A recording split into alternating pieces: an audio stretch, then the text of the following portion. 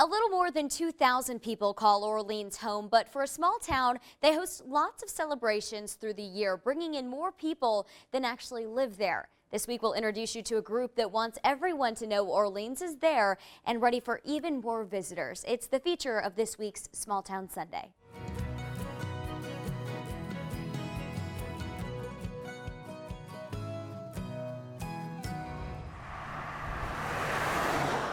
Things change, communities change, but Orleans has pretty much stayed the same, and part of the reason is because of this square.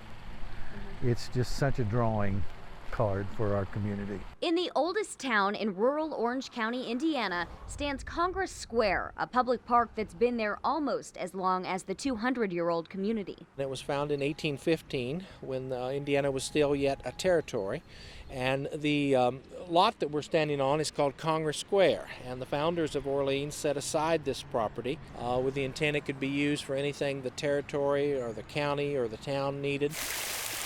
Since then, the square has essentially stayed the way the founders left it. Congress Square has always been the heart of the little town. It's the gathering place, it's the meeting place, and it's one of the tangible links we have to the town's earliest beginnings. Just across the street is the iconic line of historic buildings along State Road 37. Most of our downtown is intact. Most of the buildings go back to the 1890s. The Orleans community truly appreciates their heritage. We've had two generals, an admiral and a captain, who grew up here and called Orleans home. So that's pretty impressive for a small town. They focus on keeping traditions alive, like the Dogwood Festival each spring. Well, back in 1968, we had a movement here in Orleans, a group of ladies that started the planting dogwoods in town. They called it Operation Dogwood. In 1970, the first official Dogwood celebration began.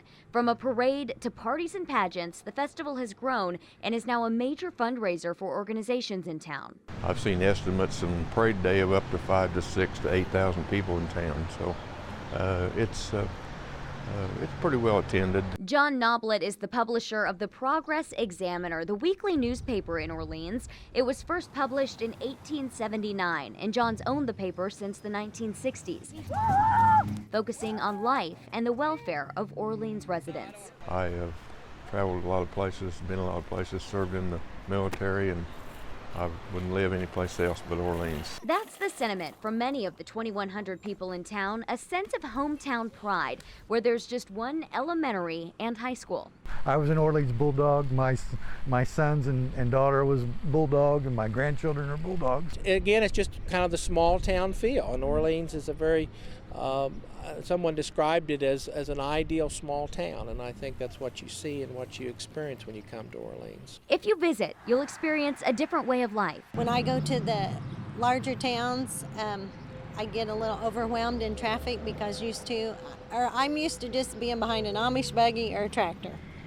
There's a large Amish population in Orleans. Seeing a horse and buggy is an everyday sight. It's every day. They're our friends, they're our neighbors, we work together, and it's just a great place to be. Lexi Sheen, WLKY News.